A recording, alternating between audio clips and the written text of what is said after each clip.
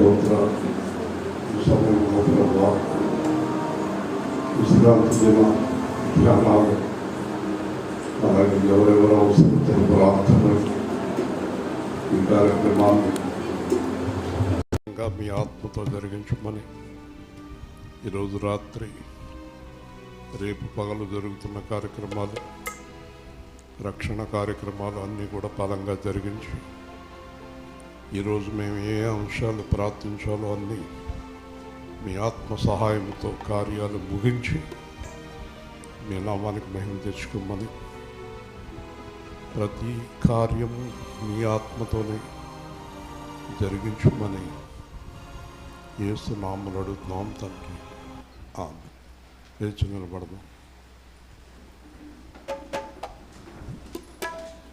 శక్తి చేత కాదనెను, శక్తి చేత కాదనెను, బలముతో నిధి కాదనెను, బలముతో నిధి కాదనెను, నా ఆత్మ ద్వారా దీని చేతునని, నా ఆత్మ ద్వారా దీని చేతునని యెహోవా సెలవిచ్చెను, యెహోవా సెలవిచ్చెను, శక్తి చేత కాదనెను,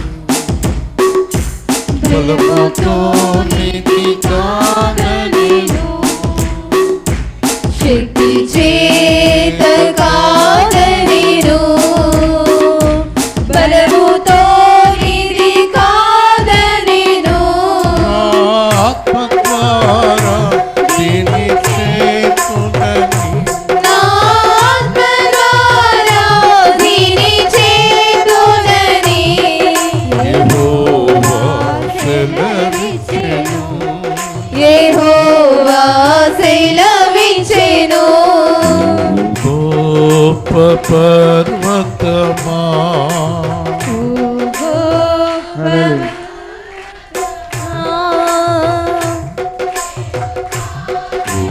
గొప్ప పర్వతమా, ఓ గొప్ప పర్వతమా,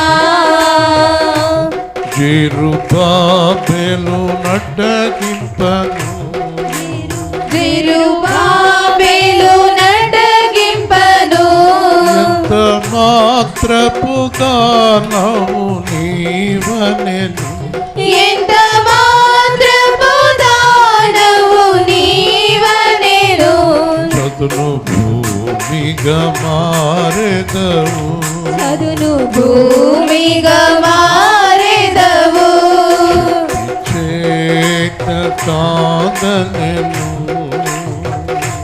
శక్తి చేత కాదనెను, బలముతో నిధి కాదనెను, బలముతో నిధి కాదనెను, ఓ ఇశ్రాయేలు విను, ఓ ఇశ్రాయేలు విను, నీ భాగ్యమెంత గొప్పదో, నీ భాగ్యమెంత గొప్పదో, యెహోవా రక్షించిన నిన్ను, యెహోవా రక్షించిన నిన్ను, పోలిన వారెవరు, పోలిన వారెవరు, చేత కాదనెను, శక్తి చేత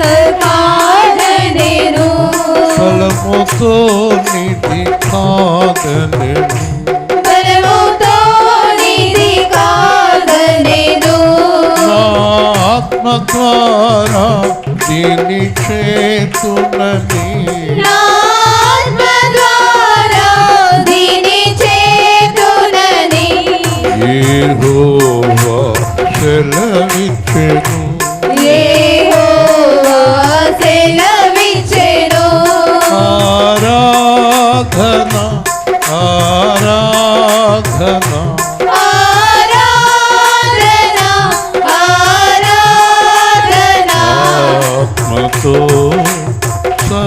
సత్యముతో ఆత్మతో సత్యముతో ఆరాధన ఆరాధన ఆరాధన ఆరాధన నా ప్రార్థన వినడి యేసుకు నా ప్రార్థన వినిడి యేసుకు కార్యము జరిగించు యేసుకు కార్యము జరిగించు ఆరాధన ఆరాధన ఆరాధన ఆరాధన ఎవరు విడచిన విడువని వాణి ఎవరు విడచిన విడువని వాడికి వేయి పగలు తోడై ఉన్నవాణి రేయి పగలు తోడైయున్న వానికి భయపడకుమని భయపడకుమని భయపడకుమని భయపడకుమని వేయి పగలు చెప్పుచున్నవానికి రేయి పగలు చెప్పుచున్న వానికి ఆరాధన ఆరాధన ఆరాధన ఆరాధన ఆరాధన ఆరాధన ఆరాధన ఆరాధన ప్రార్థన చేద్దాం.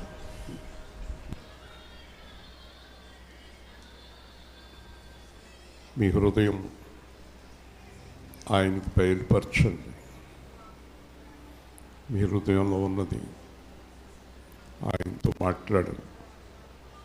తర్వాత ఆయన మనతో మాట్లాడతారు.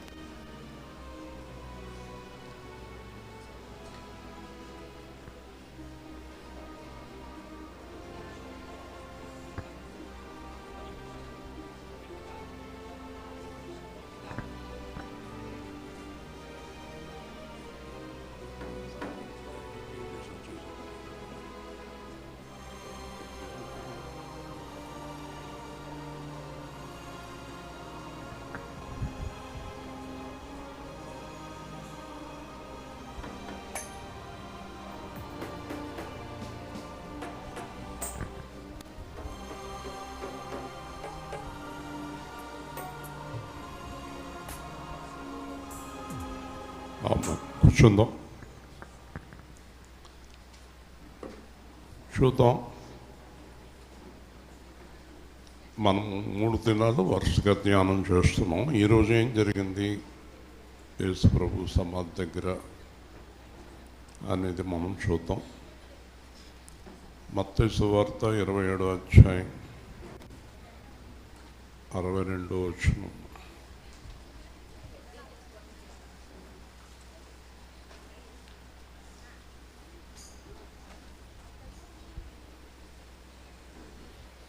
మత్తయి 27:62.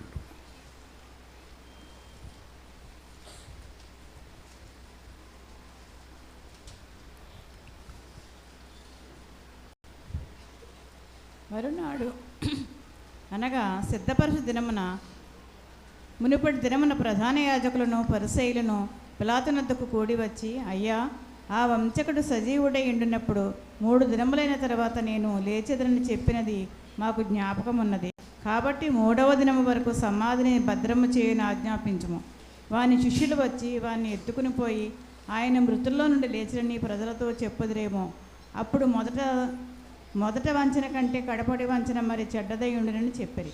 అందుకు పిలాతు, కావలి ఉన్నారు కదా, మీరు వెళ్ళి మీ చేతనంత మట్టుకు సమాధిని భద్రము చేయడని వారితో చెప్పాను. వారు వెళ్ళి కావలి వారిని కూడా ఉంచుకొని రాతికి ముద్ర వేసి సమాధిని భద్రము చేసి. ఇక్కడ జాగ్రత్తగా ఒక్కొక్క మాట ధ్యానం చేద్దాం. ఒక గంటన్నర సేపు ఈ వాక్య జ్ఞానం అయ్యాక మధ్యకి అయిన తర్వాత వరుసగా అంశాలు ప్రార్థన చేద్దాం. మీకు కావాల్సిన అంశాలన్నీ కూడా. సరే, ఈరోజు మనం చూస్తున్నప్పుడు వాళ్ళకి ఎందుకో భయం. ఆ భయం ఈరోజు వరకు ఉంది. ప్రపంచమంతా కూడా యేసుప్రభు అంటే భయం ఉంది. ఎందుకు ఆ భయం? ఇప్పుడు ఇక్కడ సమాధి చేశారు, చంపేశారు, ఇంకెందుకు ఆయన మీద భయం? చనిపోయినవాడు ఏం చేస్తాడు? కానీ ఎందుకో లేస్తాడేమో అని వాళ్ళకు కూడా ఉంది. ఎందుకంటే అంత గొప్ప దేవుడిగా నిరూపణ అయ్యాడు. నేను చాలామందిని అడిగాను, మీరు ఎందుకు సువార్తలు ఆపుతున్నారు?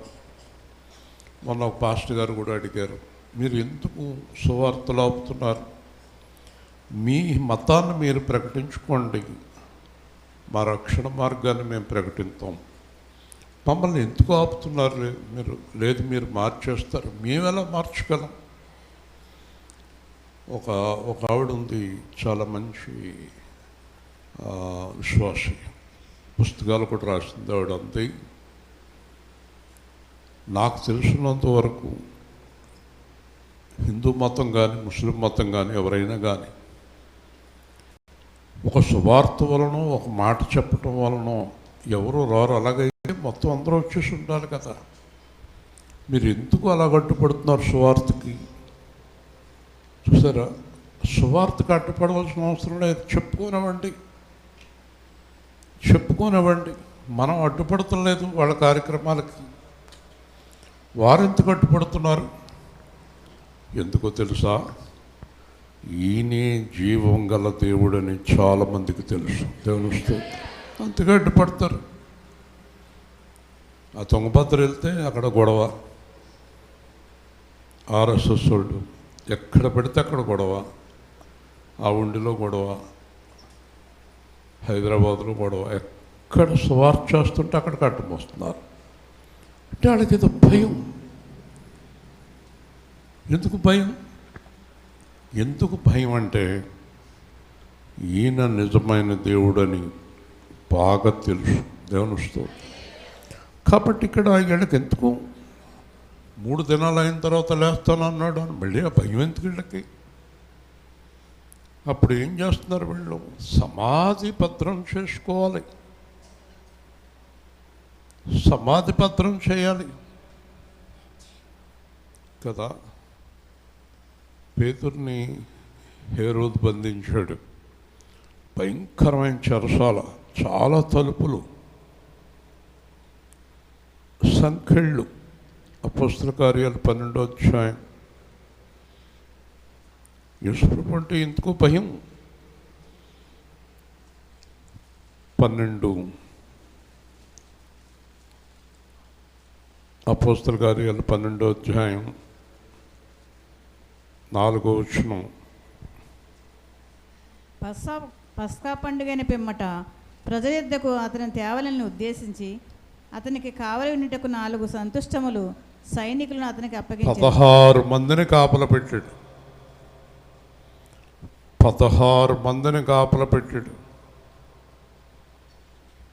చేతులకి కాళ్ళకి సంకెళ్ళు వేసేసారు. ఏంటి భయం? తర్వాత చూడండి, 7వ వచనం. ఇదిగో ప్రభువు దూత అతని దగ్గర నిలిచెను. అతడు నిండిన గదిలో వెలుగు ప్రకాశించెను. దూత పేతురు ప్రక్కన తట్టి త్వరగా లెమ్మని చెప్పి అతని లేపగా సంకెళ్ళు అతని చేతుల నుండి ఊడిపడెను. అప్పుడు దూత అతనితో, నీవు నడుము కట్టుకుని చెప్పులు తొడుగునమ్మనెను. అతడు అలాగూ చేసిన తర్వాత దూత, నీ వస్త్రము పైన వేసుకుని నా వెంబడి రమ్మని అతనితో చెప్పాను. అతడు వెలుపలికి వచ్చి దూత వెంబడి వెళ్ళి దూత వలన జరిగిన నిజముగా జరిగినని గ్రహింపక తనకు దర్శనము కలిగినని తలంచెను. మొదట కావలిని, రెండవ కావలిని దాటి పట్టణముకు పోవు ఇనుప గరివి ఎందుకు వచ్చినప్పుడు దానంతటా అదే వారికి తెరుచుకున్నాను. హల్లెలూయా. ఎవరు బంధించగలరు దేవుడి పిల్లల్ని? దేవుడి పిల్లల్ని బంధించే శక్తి ఎవరికి ఉంది? యేసు ప్రభు అంటే ఎవరు అనుకుంటున్నారు? ఒక్క మాట చెప్తే అయిపోతుంది. మరి మీరు ఇంకా బంధకాల్లో ఎందుకున్నారు? అక్కడ అంటాడు, బంధకంలో పడిండి నిరీక్షణ గలవారులారా. బంధకాలను విడిపించడానికి వచ్చాడు యేసు ప్రభు. బంధకాల్లో వేయటానికి రాలేదు ఆయన. మనమే పెట్టుకున్నాం బంధకాలు. చెరసాలన్నీ మనమే వేసుకున్నాం, మనమే బిగించేసుకున్నాం తలుపులు. వింటున్నారా? ఈ బంధకాలన్నిటికీ కారణం ఏంటో తెలుసా? లోకం మీద ఉండే ప్రేమ. లోకం మీద ఉండే ప్రేమే మనకు పెద్ద బంధకం. ఇక్కడ వారిని ఎత్తుకుని పోయి లేచాడంటారు శిష్యులు. అన్నప్పుడు మీరు చేతనైనంత భద్రం చేసుకోండి. దేవుని స్తోత్రం. ఇక్కడ ఒక మాట మనం గమనించాలి. నిజమే చెప్తున్నాను. మీరు గనక ఈరోజు నాకు యేసే కావాలని నిర్ణయించుకుంటే మిమ్మల్ని ప్రపంచంలో ఎవ్వరూ ఏమీ చెయ్యలేరు. దేవుని స్తోత్రం. మీ నిర్ణయం మీద ఆధారపడి ఉంటుంది అది. మీరు నిర్ణయించుకోవాలి. అది మీకేమో అవ్వ కావాలి, పువ్వ కావాలి, డబ్బులు కావాలి, లోకం కావాలి, మూడు కావాలి, పిల్లలు కావాలి, డబ్బులు, ఉద్యోగాలు అన్నీ కావాలి, దేవుడు కావాలి. అన్నీ కావాలి, దేవుడు కావాలి. మా ఆయన ఏమనుకోకూడదు, మా పిల్లలు ఏమనుకోకూడదు, మా మామగారు ఏమనుకోకూడదు, మా అత్తగారు ఏమనుకోకూడదు, మా చుట్టాలు ఏమనుకోకూడదు, మా ఏలిడిచిన మేనమాం కూడా ఆడెక్కడ పడి ఉన్నాడు సచ్చాడు తెలదు, ఆడు కూడా ఏమనుకోకూడదు. అటు ఇటు చూడొద్దు. వాక్యం చెప్పేటప్పుడు చూడటం వల్ల దెబ్బతింటున్నారు. మీరు నిర్ణయించుకోవాలి. మీరు యేసు కావాలా, ఇవన్నీ కావాలా? యేసు కావాలి, ఇవన్నీ కావాలా మీకు? నాకు శరీరానికి సంబంధించిన కామము తీరాలి కదా. హవ్వతోటి ఏం చెప్తున్నాడు దేవుడు? నీకెంత కష్టమైనా అతని మీద వాంఛ కలుగుతుంది, అతడు నిన్ను ఏలుకుంటాడు అన్నాడు. ఈరోజు చాలామంది ఆడవాళ్ళని మగవాళ్ళు బానిసలుగా చూడటానికి కారణం అదే. దేవుని స్తోత్రం. బానిసలుగా చూస్తారు. మీరు స్వతంత్రులు. చూడండి, గలతీ పత్రిక 5వ అధ్యాయం చదవండి. గలతీ పత్రిక 5వ అధ్యాయం మొదటి వచనం. ఈ స్వాతంత్ర్యం అనుగ్రహించి క్రీస్తు మనల్ని స్వతంత్రులుగా చేసి ఉన్నాడు కాబట్టి మీరు స్థిరముగా నిలిచి యేసుక్రీస్తు నిన్న మధ్యాహ్నం 3 గంటలకి మనల్ని స్వతంత్రులుగా చేశాడు. సిలువలో రక్తం చిందించి సంపూర్ణమైనటువంటి విడుదలిచ్చాడు. మీరు ఏదో దానికి దాస్యం, డబ్బుకో మనుషులకో, లేదండి మా అబ్బాయిలు ఏంది నేను ఉండలేనండి, మా అమ్మాయిలు ఏంది ఉండలేనండి, మా ఆయన ఏమనుకోకూడదండి.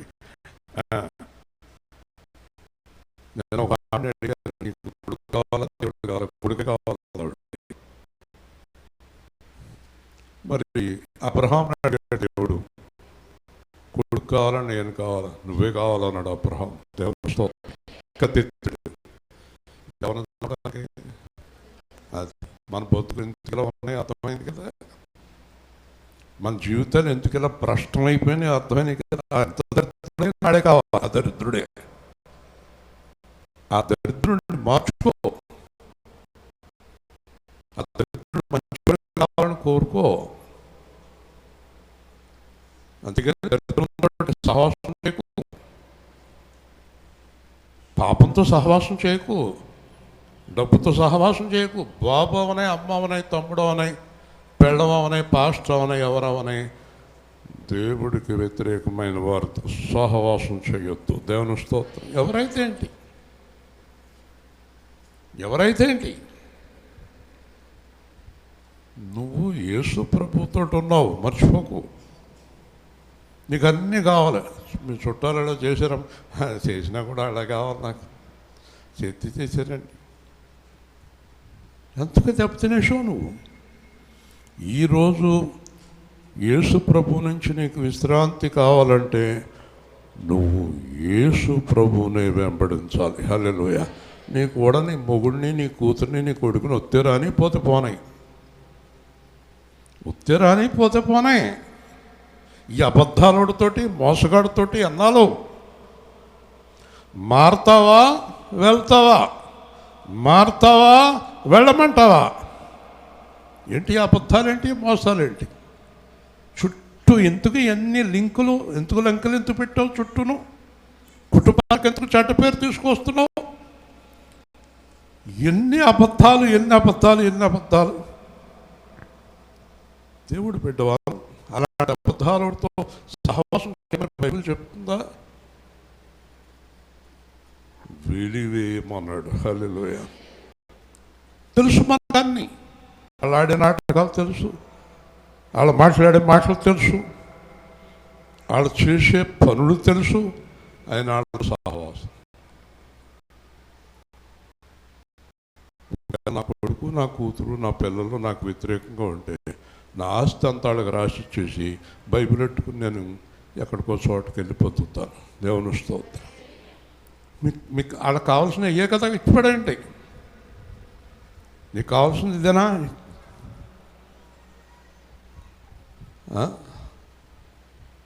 కావాల్సింది అదేనా?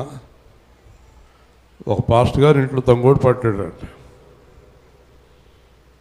దొంగోడు పడి పాస్టర్ గారి ఇంట్లోకి వెళ్ళాడు దొంగోడు. పైకి ఎక్కడికి వెళ్ళాడు చూడండి. దొంగోడు పడి చాలా సంవత్సరాల కిందట. ఆ దొంగోడు లోపలికి వెళ్ళాక మొత్తం అంతా నిలికేసేటప్పటికి పాస్టర్ గారు లేచారు. వచ్చి, ఏంటి నాయన నిలుకుతున్నావు? నేను దొంగనే, చంపేస్తాను. చంపేక్కలేదు, నీకు ఏం కావాలన్నీ తాళాలన్నీ తీసి ఉన్నాయి, ఏమున్నాయి అన్నీ పట్టుకోవాలి.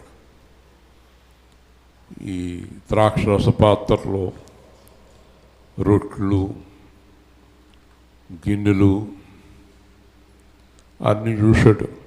కానుకలు పెట్టాం. కానుకలు పెట్టి అది కూడా తాళం అన్నాడు. తీశాడు. కానుకలు పెట్టినట్టు ఉన్నాయి. నువ్వు ఏం కావాలంటే పట్టుకున్నాయన, నాకు ఏమీ ఇబ్బంది లేదు.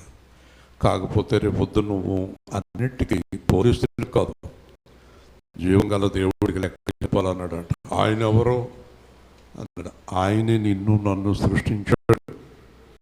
ఇదంతా కూడా నాకు దేవుడిచ్చిందే, నాది ఏమీ లేదు.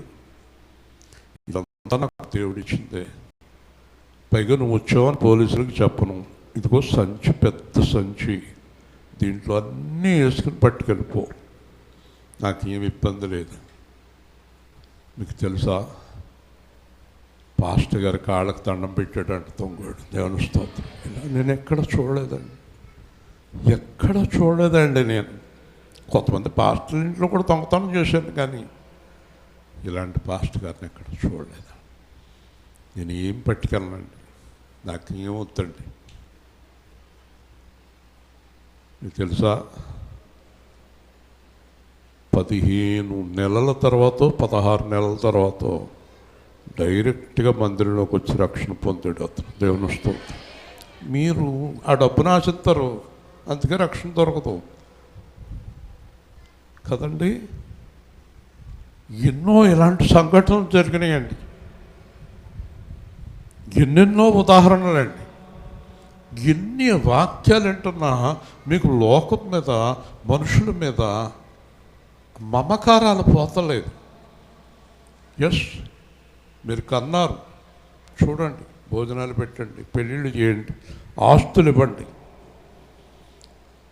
బైబిల్ వాళ్ళని విడిచిపెట్టమని చెప్పటం లేదు, వాళ్ళని సమర్థించొద్దు అంటుంది. దేవుని స్తోత్రం. బైబిల్ ఎప్పుడు ఎవరిని విడిచిపెట్టమని చెప్పదు.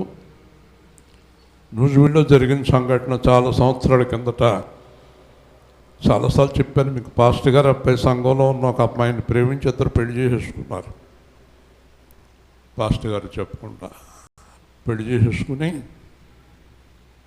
ఆదివారం పొద్దున్నే ఇద్దరు కలిసి ఆ గుమ్మంగాడ నుంచి ఉన్నారు. ఇది ఒక 38 సంవత్సరాల కింద జరిగిన సంఘటన. నుంచుంటే సంఘం అంతా చాలా పెద్ద సంఘం, పెద్ద పాస్టర్ గారే. సంఘం అంతా లోపలికి వచ్చేయండి అంటున్నారు వాళ్ళిద్దరిని. గడగడలు ఆడిపోతున్నాడు. నాన్నగారు చెప్పాలి లోపలికి ఎలా వస్తాడు. వాళ్ళ నాన్నగారు పాస్టర్ గారు వేదిక మీద నుంచున్నాడు. ఆయన చెప్పకుండా లోపలికి ఎలా వస్తాడు అతను. వాళ్ళందరూ పాస్టర్ గారితో చెప్పండి, అబ్బాయిని లోపలికి రమ్మనండి, అమ్మాయిని లోపలికి రమ్మనండి. మీరేంటి అంతసేపు ఆలోచిస్తున్నారు? తప్పేం చేశారు? పెళ్లి చేసుకున్నారు కదా, అబ్బాయిని కోడల్ని లోపలికి రమ్మనండి అన్నాడు. ఆయన బలిపీఠం దిగాడు, గుమ్మం దాకా వెళ్ళాడు. వెళ్ళండి లోపలికి అన్నాడు. కొడుకుని కోడల్ని లోపలికి వెళ్ళండి అన్నాడు. వాళ్ళు లోపలికి వస్తున్నారు, ఈయన బయటికి వెళ్తారు. మొత్తం సంఘం అంతా బయటకు వెళ్ళిపోయారు. ఇదేంటండి, వాళ్ళు లోపల ఉంటే నేను బయట ఉంటాను, నేను లోపల ఉంటే వాళ్ళు బయట ఉండాలన్నాడు. గట్టిగా చెప్పాలి.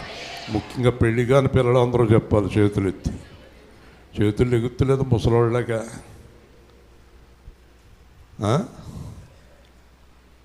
మీరు ఎవరు చెప్తారా మాట చూద్దాం? మీ అమ్మాయికి మీ అబ్బాయికి ఒక్కడు చెప్పరు. చెప్తారా? మీకు ఆ ధైర్యం లేదు. వాళ్ళే యేసు కావాలి. దేవుని స్తోత్రం. తర్వాత అతను వాటా ఇచ్చేసాడు. అతనికి రావాల్సిన వాటాలన్నీ ఇచ్చేసాడు. భార్య అడిగింది, పిల్లలు అడిగింది, ఎవరు అడిగినా వద్దు. అతను చేసింది ద్రోహం నాకు నీకు కాదు, సాక్షాత్తు పరిశుద్ధుడైన యేసుక్రీస్తు సంఘానికి అతడు ద్రోహం చేశాడు. దేవుని స్తోత్రం. హల్లెలూయా. చాలా జాగ్రత్తగా ఉండాలి దేవుడితోటి. అతను చేయాల్సింది ఏంటంటే, నాన్నగారు ఇలా జరుగుతుంది, మీకు ఇష్టమైతే, ఆ తల్లిదండ్రులకు ఇష్టమైతే, అందరికి ఇష్టమైతే వివాహం చేసుకుంటానని చెప్పాలి. అందరూ ఒప్పందం మీద వివాహం చేసుకోవాల్సి వస్తే అది కూడా దేవుడు ఒప్పుకోవాలి. దేవుని స్తోత్రం. అర్థమైందా మీకు? చాలా స్ట్రిక్ట్గా ఉండాలి. మీరు స్ట్రిక్ట్గా ఉంటే సంఖ్యలు ఊడతాయి, లేకపోతే ఇంకా కొన్ని సంఖ్యలు వచ్చి పడతాయి మీకు. మీరు స్ట్రిక్ట్గా లేకపోతే ఇంకా సంఖ్యలు వచ్చి మిమ్మల్ని బిగించేస్తాయి. నేను చెప్పేది వాక్యమే కాదు, అనుభవం కూడా. నేను రెండు కలుపుతాను కనుక అందరూ బాగా వింటారు. నా అనుభవం చాలా ఉంది, వాక్యం దేవుడి కృప, ఈ రెండు కలిసి నా జీవితంలో జరిగినాయని మీకు తెలియజేస్తూ ఉన్నాను. బంధకాల నుంచి విడిపించాక మళ్ళీ బంధకాలు ఎందుకు మనకి? వీళ్ళ ఎంత భద్రం చేసుకున్నా ఆయన్ని ఎవ్వరూ బంధించలేరు. దేవుని స్తోత్రం. పిచ్చోళ్ళు ఏదో భద్రం చేసుకుంటున్నారు వీళ్ళు. కాబట్టి ఇప్పుడు మనం సబ్జెక్టులోకి వెళ్తే కనుక ఆదికాండం చాలా విషయాలు మీకు తెలియజేస్తాను, జాగ్రత్తగా వినండి. ఆదికాండం 2వ అధ్యాయం నాకు స్పీడ్గా జాగ్రత్తగా స్పష్టంగా చదవాలి. ఆదికాండం 2వ అధ్యాయం 1వ వచనం. ఆకాశమును భూమియు వాటిలున్న సమస్త సమూహమును సంపూర్తి చేయబడెను. దేవుడు తాను చేసిన తన పని 7వ దినములో సంపూర్తి చేసి తాను చేసిన తన పని అంతటి నుండి 7వ దినమున విశ్రమించెను. కాబట్టి దేవుడు ఆ 7వ దినమును ఆశీర్వదించి పరిశుద్ధపరిచెను. ఏలయనగా దానిలో దేవుడు తాను చేసినట్టు సృజించినట్టు తన పని అంతటి నుండి విశ్రమించెను. ఆదికాండం నుంచి ప్రకటన గ్రంథం దాకా ప్రతి వాక్యము లింక్ ఉంటుంది, ఒకదానికొకటి లింక్ ఉంటుంది. ఈ లింకు తెలాలంటే మనకి దేవుని ఆత్మ ఉండాలి. దేవుని ఆత్మ చేత రాసిన గ్రంథం ఇది. మీకు దేవుని ఆత్మ ఉండాలి, నాకు దేవుని ఆత్మ ఉండాలి. ఇప్పుడు నేను ఆదికాండంలోకి ఎందుకు వెళ్ళాను? ఎక్కడి నుంచి ఎక్కడికి వెళ్ళాను? మత్తయి 27 నుంచి ఆదికాండంలోకి వెళ్ళాను. దానికి సమాధానం యెషయా గ్రంథంలో ఉంటుంది. చూడండి, యెషయా గ్రంథం, యెషయా గ్రంథం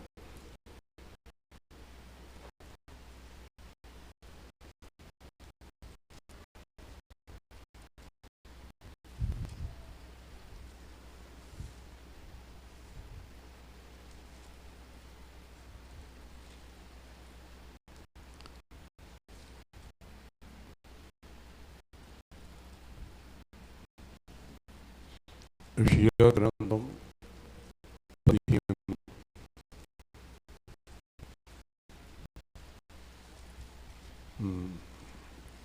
యెషయా గ్రంథం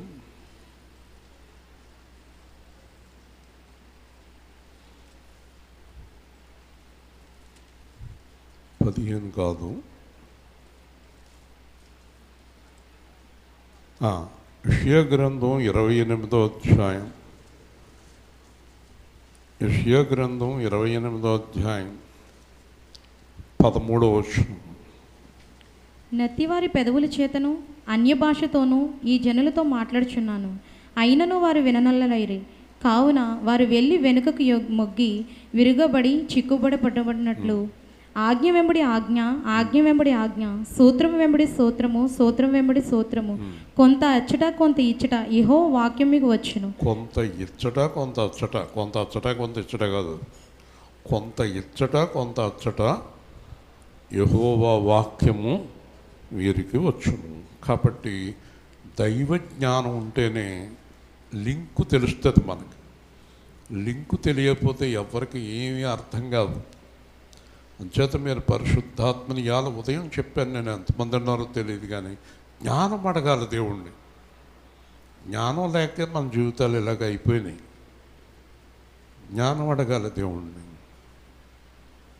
జ్ఞానం లేకే పాపం, జ్ఞానం లేక మోసం, జ్ఞానం లేక కుటుంబాలు నాశనం అయిపోవటం, జ్ఞానం లేక సంఘాలు పాడైపోవటం, ఇవన్నీ కూడా జ్ఞానం లేక. కాబట్టి ఇప్పుడు ఆది కాండంలో ఈ దేవుడు ఏం చేశాడంటే 7వ రోజు విశ్రాంతి తీసుకున్నాడండి. 7వ రోజు లోపల సృష్టి అంతా పూర్తి చేశాడండి. కానీ సృష్టి అంతా పాడు చేసేసారండి. సృష్టి అంతా పాడు చేసేసారండి. ఈ పాడు చేశారన్నమాట చాలా చోట్ల ఉంటుంది, కానీ ఇక్కడ చూడండి, ఒకసారి చూడండి.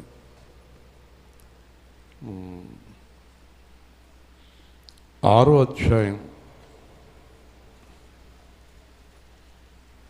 6వ వచనం 5వ వచనం 6:5. నరుల చెడుతనము భూమి మీద గొప్పదనియు, వారి హృదయం యొక్క తలంపులలోని ఊహ అంతా ఎల్లప్పుడూ కేవలము చెడ్డదనియు యెహోవా చూచి తాను భూమి మీద నరులను చేసినందుకు యెహోవా సంతాపము నొంది తన హృదయములో నొచ్చుకొనెను. చూడండి, అసలు ఏంటి ఎలా తయారయ్యారు?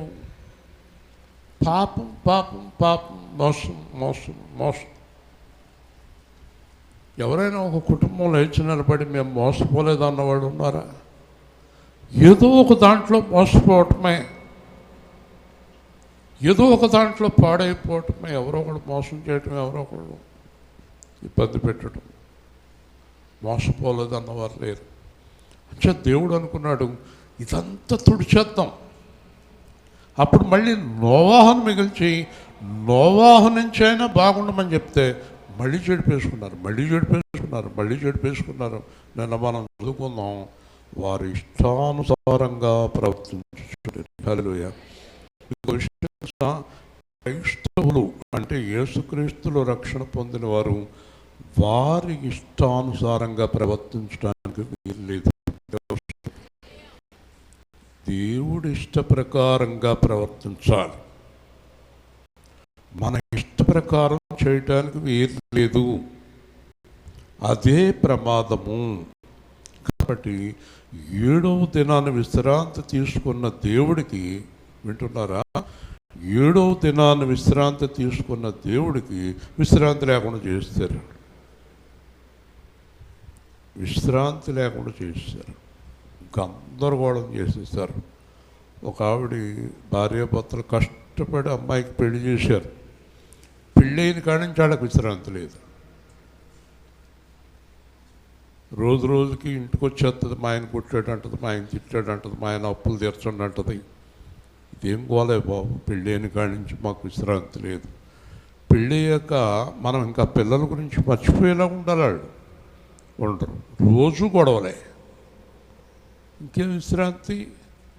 దేవుడికి విశ్రాంతి లేదు. దేవుడికి విశ్రాంతి లేదు కనుక దేవుడు యేసు ప్రభువుగా వచ్చి మరలా తన రక్తము చిందించి శుక్రవారం, శనివారం ఆయన నమ్ముకున్న వారందరినీ విశ్రాంతిలోనికి ప్రవేశింపచేశాడు. హల్లెలూయా. మళ్ళీ శనివారమే విశ్రాంతి చూడండి, మరలా శనివారం రెస్ట్ ఇచ్చాడు చూడండి, మరలా శుక్రవారం కంప్లీట్ చేశాడు చూడండి. సమాప్తమైనది. ఇప్పుడు చెప్పండి మీరే, మనం ఆయనతో సిలువేయబడి ఆయన విశ్రాంతిలోకి వచ్చి ఆయనతో తిరిగి లేచి మళ్ళా పాపం చేస్తే మళ్ళా ఎవరికి విశ్రాంతి లేదు? ప్రభువుకి లేదు, మనకు లేదు. ఇప్పుడు దీనికి కారణం ఏంటంటే తిరిగి పాపం చేయటం వల్ల, మరలా పాపం చేయటం వల్ల. మనిషికి పూర్వం ఒక సామెత ఉంది, మనిషికి ఒక మాట, మంచి గుడ్డుకి ఒక దెబ్బ. ఇప్పుడు ఎన్ని వేల దెబ్బలు కొట్టినా అంతే, ఎన్ని దెబ్బలు కొట్టినా మళ్ళీ ఏ పనులు మానరండి. కుక్క తన వాంతికి తిరిగినట్లు. ఇప్పటికైనా మీరు ఒక నిశ్చయతకు రావాలి, అలాంటి పనులు మేము చేయకూడదు. ఏమంటే దేనికైనా ఒక లిమిట్ లేదండి, చేయటానికైనా బుద్ధి ఉండక్కర్లేదండి. సంవత్సరాల తరబడి అదే బతుక. ఇప్పుడు మారతాడే మీ ఆయన? అమ్మా ఉండు, మారతాడు, ఉండు, ఏముండు. ఈ లోపల నలుగురు పుట్టేశారు, ఆడు మారలేదు కదా. ఇలా చూస్తుంది లూధియానా వంక. చెప్పండి, ఎప్పటికండి? ఈ లోపల చనిపోతే కదా పాట ఏమని? ఎవరు పాడేవాళ్ళ, వినేవాళ్ళ? ఎవరు?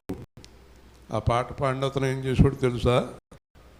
మనం మాట్లాడుకోవడం బాగోదు కానీ ఒకసారి అడిగాను, బాగా పాడుతున్నాడు అంటే, చాలండి మీ చర్చ అమ్మేయాలి, అతను డబ్బులు ఇవ్వాలంటే అన్నాడు ఒక పాస్టర్.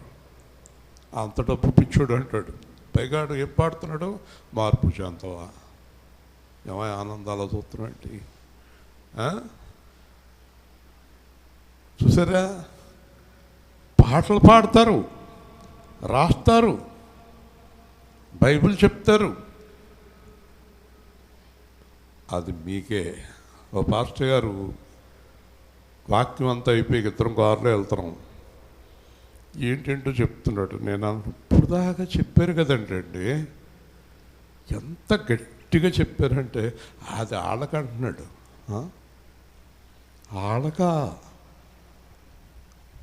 మరి నీకు మనకు కుదరదండి. అదేంటి మనకు కుదరదేంటి? ఇక్కడ కుదిరాక అక్కడ కుదురుతుంది. హల్లెలూయా. ఇక్కడ కుదరకుండా అక్కడ ఎలా కుదురుతుంది? కాబట్టి సర్వలోకానికి యేసుక్రీస్తు విశ్రాంతి ఇచ్చాడు ఈ రోజున. దేవుని స్తోత్రం. విశ్రాంతి ఎవరికి? చూడండి, హెబ్రీయులకు రాసిన పత్రిక 4వ అధ్యాయం. ఎన్నో విషయాలు ఉన్నాయి, మనకు టైమే సరిపోదు. హెబ్రీ రాసిన పత్రిక 4వ అధ్యాయం. అసలు విశ్రాంతి లేకపోవడానికి కారణం కూడా తెలియజేస్తాడు. నాకు ఒక చిన్న సందేహం తీరుస్తారా? తీర్చరా?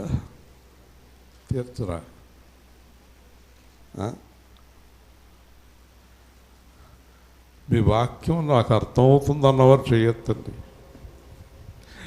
తీర్చేశారు.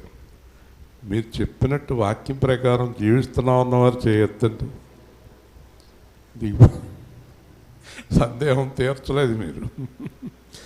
ఏంటి మీ ఇబ్బంది? అలా జీవించడానికి వచ్చిన ఇబ్బంది ఏంటి? ఏం కీర్తన ఏమన్నా బలమైన పెట్టేశాడు దేవుడు మన మీద? మనం చేయలేని ఏమైనా ఉన్నాయా? చేయగలిగినయా? అన్నీ చేయగలిగినయే కదా. చెయ్యలేని బరువులు మన మీద ఏం పెట్టాడు దేవుడు? చూడండి, హెబ్రీ పత్రిక 4వ అధ్యాయం. ఎక్కడ తప్పిపోతున్నారు విశ్రాంతి లేకుండా? చక్కని విశ్లేషణ ఇచ్చాడు. 3వ అధ్యాయం హెబ్రీ 3:8. శ్రద్ధగా వినండి. నేడు మీరు ఆయన శబ్దమును విని ఎడల అరణ్యములో శోధన అసలు మేము వినలేదు, అది సమస్య. వినిన ఎడల అంటే వినలేదు. రైట్. కోపము పుట్టించేటప్పుడు వలె మీ హృదయములను కఠినపరచుకుని. ఒకటి, ఆయన మాట వినట్లేదు. 2, హృదయం బండరాయి, కఠినం, హృదయ కాఠిన్యం.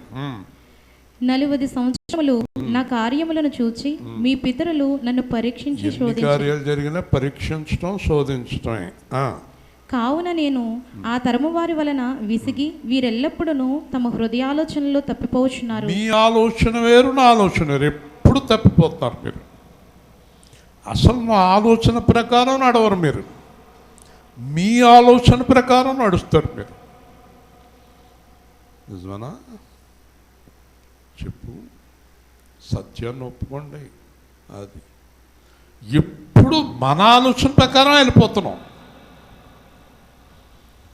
ఆయన ఆలోచన ప్రకారం ఎందులో ఉందో తెలుసా? మన ఆలోచన ప్రకారం వెళ్ళిపోయి అమ్మను పడిపోయి ప్రభువా కాపాడవా, అదేంటి? ఇదేం దారుణం అండి. నీ ఆలోచన ప్రకారం వెళ్ళిపోయి తమ్మన పడిపోయి మళ్ళీ ప్రభు కాపాడాలని నేను నీ ఆలోచనతో కదా సర్వనాశనం చేసావు. మా అబ్బాయి అంటాడు, ఇల్లు అనొచ్చు కదా, కొంప అంటారు ఎందుకు అన్నాడు నన్ను ఒకసారి. నాకు ఎందుకో కొంపనే అనాలనిపిస్తుంది. ఇల్లు అంటే దేవుడు ఆలోచన ప్రకారం వెళ్ళేది, కొంప అంటే వీళ్ళ ఆలోచన ప్రకారం వెళ్ళేది. నీ ఆలోచన ప్రకారం వెళ్ళి కొంపనే ముంచేసావు. దేవునిస్తావు.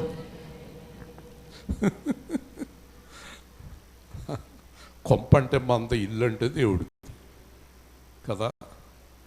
ఓకే, ఇంకా తిప్పగా ఎంత తిప్పినా నీకు దొరకదు. కానీ ఇలా చూడు, సాయంత్రం దాకా హెబ్రీ పత్రిక దొరకదు.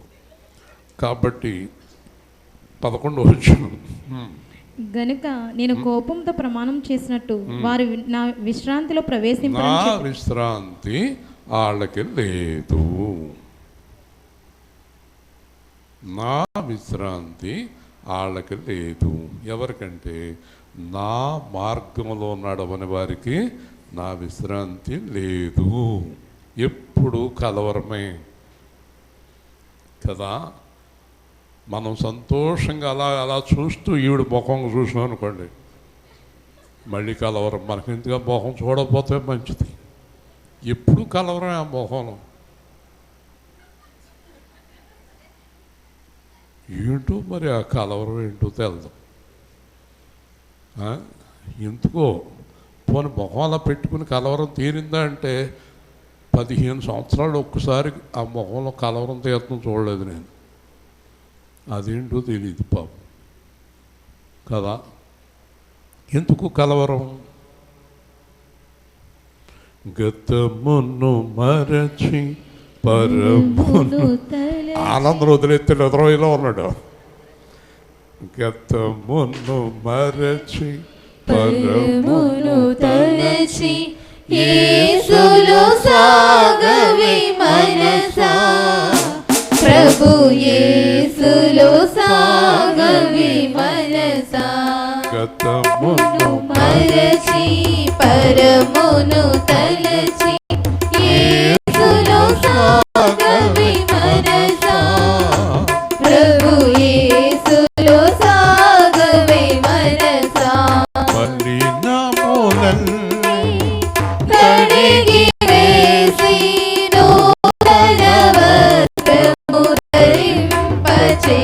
చేసి మలినములన్నీ కడిగి వేసి నూతన వస్త్రము ధరింపచేసి నీ పాపమును సమాధి చేసెను నీ పాపమును సమాధి చేసెను తన విశ్రాంతిని నీకు ఇచ్చెను తన విశ్రాంతిని నీకు ఇచ్చెను గతమును మరచి పరమును తలచి యేసులో సాగవే మనసా ప్రభు యేసులో సాగవే మనసా. స్తోత్రం. మొత్తం తీసాడంట అన్నీ కూడా కంప్లీట్. నేను అదే అడిగాను నిన్న, ఇంత చిన్న గ్యాప్ లేకుండా చిత్తకొడేశారు ఆయన. మళ్ళీ నువ్వు ఏదో ఒక అవయంతో పాపం మొదలెట్టుకో, నిన్నటితో అయిపోయింది అది. మనం ఎన్నోసార్లు సంవత్సరాలు ప్రసంగాలు ఎన్నో, ఎప్పటికైనా వారు మనసు పొందుదాం. కాబట్టి వారి హృదయాలోచనలో, కాబట్టి 12వ వచనం, సహోదరులారా, జీవముగల దేవుని విడిచిపోవునట్టి విశ్వాసం లేని దుష్ట హృదయము మీలో ఎవని అందైనను విశ్వాసము లేని దుష్ట హృదయం, చెడ్డ హృదయం ఎవనందైనను ఒకవేళ ఉండునేమో అని జాగ్రత్తగా చూసుకొనుడి. నేడు మీరు ఆయన శబ్దమును వినిన ఎడల కోపము పుట్టించినప్పటి వలె మీ హృదయములను కఠినపరచుకొనుకుంటునని ఆయన చెప్పాను. గనుక పాపం వలన కలుగు భ్రమచేత మీలో ఎవడను కఠినపరచబడు. చూడండి, పాపము ఒక భ్రమ. అందరూ చెప్పండి, పాపము నిజం కాదు, పాపము భ్రమ. పాపము భ్రమ. నేను సినిమా రంగంలో 2 ఏళ్ళు ఉన్నాను. సినిమా రంగంలో 2 ఏళ్ళు ఉన్నప్పుడు ఎప్పుడైనా నన్ను ఎవరైనా షూటింగ్ తీసుకెళ్ళినప్పుడు చూస్తే ఎంత అసహ్యం కలుగుతుందంటే మనకి. వాళ్ళు డైలాగులు చదువుకుని వచ్చి ఇక్కడ అని నవ్వుతారు. అది కెమెరా ముందు ఎంత మొత్తం నటన. నిజంగా ఈ రోజున అప్పటి నుంచి ఇప్పటి వరకు కూడా ఆ సినిమాలు చూసి జీవితాలు నాశనం చేసుకున్న వారు 190 మంది ఉన్నారు. దేవుని స్తోత్రం. అదంతా భ్రమ, అదంతా భ్రమ. ఒకసారి ఏల్పూర్ వాళ్ళందరూ ఆ నాగేశ్వరరావు దగ్గరికి వెళ్ళి, అబ్బాబ్బా తుకారం అంటే ఏం భక్తి అంటే మీ బొంద అది భక్తి ఏమన్నా యాక్షన్ అన్నాడంట అతను. యాక్షనా అని పెచ్చోళ్ళు కాకపోతే ఏమనుకోలేడు, యాక్షనే కదా అదంతా, యాక్టింగ్ అది. ఈ రోజున పాస్టర్లు యాక్ట్ చేస్తున్నారు, విశ్వాసులు యాక్ట్ చేస్తున్నారు. బయట ఎలాగో యాక్టింగ్ ఎక్కువ ఉంది, సంఘాల్లో కూడా యాక్టింగ్ ఎక్కువ అయిపోయింది. భక్తుల కింద యాక్టింగ్ చేసే వాళ్ళని ఏమన్నాడు యేసయ్య? వేషధారులారా. దేవుని స్తోత్రం. సరే, ఇక్కడ భ్రమలో పడిపోయారు. పాపం భ్రమ. ఆ డబ్బు, ఆ శరీర సుఖాలు, ఈ బిల్డింగులు, ఆ రకరకాల సౌలభ్యాలు అంతా ఒక భ్రమ. అది లాగేస్తుంది మనిషిని, నరక కోపంలోకి లాగినట్టు లాగేస్తుంది. అందుకే మీరు ఈ లోకములో ఉన్న వాటిని ప్రేమించవద్దు. హల్లెలూయా. అలా ప్రేమించే నరకంలో పడిపోతున్నారు. తప్పు చేసేవాళ్ళు అందరూ లోకాన్ని ప్రేమించేవాళ్ళే, తప్పు చెయ్యని వారే పరలోకమును ప్రేమించేవారు. హల్లెలూయా. చూసారా, అంతా ఒక భ్రమ, యాక్టింగ్. ఈ భ్రమలో పడి కొట్టుకు చేస్తారు కదండి. చాలా సంవత్సరాల కిందట మా పల్లెపీది చివరి ఒక అమ్మాయి ఎవరో సినిమాలో వేసుకుందంట ఎంత బూట్లు, మా సన్నంగా ఉన్న బూటు తొడుక్కుని వాళ్ళ అమ్మ మీద నానా దెబ్బలాటాడి బూటు తొడుక్కుని ఆ నిప్పులు కూడా తీసిన గోతులో పడి కాలు ఇరిగిపోయింది. అక్కడ కూడా ఇలాగ నడిస్తే ఎలా కుదురుతుంది? ఇరిగిపోయింది, కాలు ఫ్రాక్చర్ అయిపోయింది. అప్పుడు అందరూ తిట్లు, సినిమాలో కుదురుతుంది నీకు కుదురుతుంది అదో డైరెక్ట్ అందరం కాలు ఎరగొట్టుకున్నావు. వాళ్ళలాగా నడవాలని అటు చూడు సెంటర్లో ఎలా పెడతాడు అంతా గురిగెత్తాడు, వీళ్ళు గొరుక్కుని వచ్చేస్తారు. చూడలేక చచ్చిపోతాం ఆ జుట్లు అవన్నీ. ఆ పార్కులో మొత్తం కిందడిపోయాడు ఏంటనుకున్నా, ప్యాంట్ అంతా చిరిగిపోతుంది, ఫ్యాషన్ మొత్తం చిరిగిపోయిన ప్యాంట్లు. ఈ వేషాలు ఆయన చూసి వేషాలు. అదుట్లో ఒకడు ముడేసుకుంటాడు, ఈడు ముడేసుకొచ్చేస్తాడు, ఏలు ముడేసుకొస్తాడు. ఇదంతా ఏంటో తెలుసా? ఇది ఇక్కడ రాశాడు, పాపము వలన కలుగు భ్రమ. చదువు. నేడు అనబడు సమయం ఉండగానే ప్రతి దినమును ఒకరినొకడు బుద్ధి చెప్పుకుని. అదండి, మనం రోజుకి ఎన్ని రోజులకు ఒకసారి కలుస్తున్నాం మనం? వారానికి ఒక రోజు, ఆదివారం అందరూ, మిగతా వాళ్ళు అప్పుడప్పుడు. కానీ ఇక్కడ ఏం చెప్తున్నాడు? ఏం చెప్పాడు బేబీ గారు? ప్రతిరోజు ఒకరినొకరు బుద్ధి చెప్పుకోండి అంటున్నాడు. ఎలాగ చెప్పండి? ఇప్పుడు ప్రతిరోజు మీటింగ్ పెట్టాలండి దేవరత్నం, చెప్పండి. ఎవరింట్లో వాళ్ళకి రోజు బుద్ధి చెప్పుకోమని అర్థం. దేవుని స్తోత్రం. సరే, ఇక్కడ విన్న వాక్యం ఇంటికి వెళ్ళి మీరు ఒకళ్ళు బుద్ధి చెప్పుకోవాలి. చెప్పరు, ఒకరికొకరు బుద్ధి చెప్పుకోవాలి. ఏలైనగా మొదటి నుండి మనకున్న దృఢ విశ్వాసము అంతము మటుకు గట్టిగా చేపట్టిన ఎడలనే క్రీస్తులో పాలివారమై ఉందుము. అయిపోయిందా? ఈ రోజు ఉన్నట్టు చివరి రోజు వరకు ఉంటేనే పరలోకం వెళ్తాం అంటున్నాడు. హల్లెలూయా. మధ్యలో జారిపోతే వెళ్ళరు పరలోకం. తర్వాత విని కోపం పుట్టించిన వారెవరు? మోషే చేత నడిపింపబడి ఐగుప్తులో నుండి బయలుదేరి వచ్చిన వారందరే కదా. ఎవరి మీద 40 ఏళ్ళు ఆయన కోపగించెను? పాపం చేసిన వారి మీద. పాపము చేసిన వారి మీద దేవుడికి ప్రేమ ఉండదు, కోపము. అందరూ చెప్పండి. పాపం చేసిన వారి మీద దేవుడికి ఏముంటుంది? కోపం. కొంతమంది నాకు కోపం అంటారు. ఏంటో నాకెందుకు కోపం? మిమ్మల్ని ఏమన్నా నేను పరలోకం తీసుకెళ్ళగలుగుతున్నా? దేవుడు కోపం. వారి శవములు అరణ్యంలో రాలిపోయెను, తన విశ్రాంతిలో ప్రవేశింపరని ఎవరి గురించి విశ్రాంతి లేదంటున్నాడు? అవిధేయులైన వారు. దేవుని స్తోత్రం. విధేయత లేని వారికి విశ్రాంతి లేదు. ఏమంటే మనం 1 గంట మాట్లాడుకుంటాం, 2 గంటలు మాట్లాడుకుంటాం. మీరు జీవించే పద్ధతి ఇంపార్టెంట్. మీరు ఇక్కడి నుంచి వెళ్ళిపోయిన తర్వాత జీవించేది చాలా ముఖ్యం. ఇక్కడ ఎంతోసేపు మాట్లాడుకోలేము మనం. తర్వాత కాగా అవిశ్వాసం చేతనే వారు ప్రవేశింపలేకపోయారు. అవిశ్వాసమే పాపం. విశ్వాసం గల వాళ్ళు పాపం చెయ్యరు. ఇప్పుడు చూడండి 4వ అధ్యాయంలో ఏం చెప్తున్నాడు? ఆయన యొక్క విశ్రాంతిలో ప్రవేశించుదమను వాగ్దానము ఇంకా నిలిచి ఉండగా మీలో ఎవడైనను ఒకవేళ ఆ వాగ్దానము పొందకుండా తప్పిపోవునేమో అని వాగ్దానం ఉంది, నా విశ్రాంతి ఇస్తానని. చూడండి ఎక్కడిచ్చాడు? మత్తయి సువార్త 11వ అధ్యాయం. తొందరగా తీయండి, మనం ముందుకెళ్ళిపోవాలి, చాలా సబ్జెక్ట్ ఉంది. మత్తయి సువార్త 11వ అధ్యాయం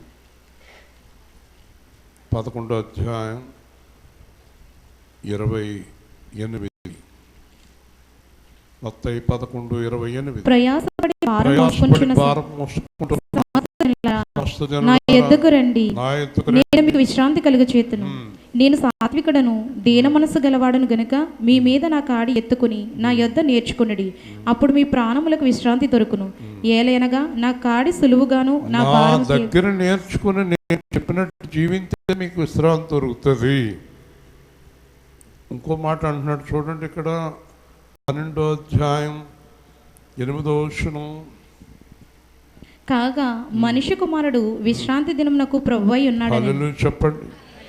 హల్లెలూయా. నేను ఒక్కడే మీకు విశ్రాంతినివ్వగలను.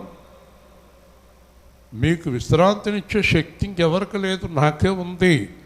కాబట్టి హెబ్రీ పత్రికలో 3వ అధ్యాయం 4వ అధ్యాయం మనం చదువుకున్నప్పుడు స్పష్టంగా చెప్పేస్తున్నాడు ఎవరికి విశ్రాంతి. చూడండి హెబ్రీ 4 మీకు చెప్తే ఆశ్చర్యపోతారు మీరు. హెబ్రీ 4 చదవండి. వారికి వారికి ప్రకటింపబడినట్లు మనకును సువార్త ప్రకటింపబడిను గాని వారు వినిన వారితో విశ్వాసము గలవారే కలిసి ఉండలేదు గనుక విన్న వాక్యము వారికి నిష్ప్రయోజనకరమైన ఎవరైతే విని వాక్యానుసారంగా జీవించలేదో వాక్యం నిష్ప్రయోజనం అయిపోయింది. ఆ వాక్యం నిష్ప్రయోజనం అయిపోయింది. డాక్టర్ గారు ఒక టానిక్ ఇచ్చారు. టానిక్ ఇస్తే 2 మూతలు, ఒక మూత టానిక్, 2 మూతల నీళ్లు, 2 మూతల నీళ్లు, 1 మూత టానిక్లో నీళ్లు కలుపుకొని బాగా పలుచగా చేసుకుని తాగమన్నాడు. అది ఆవిడికి చెప్పింది. వారం రోజులకి డాక్టర్ దగ్గరికి వెళ్ళింది. టానిక్ 3 రోజులు అయిపోయింది అన్నాడు. తాగేసాను. అది నీళ్ళు కలవలేదండి.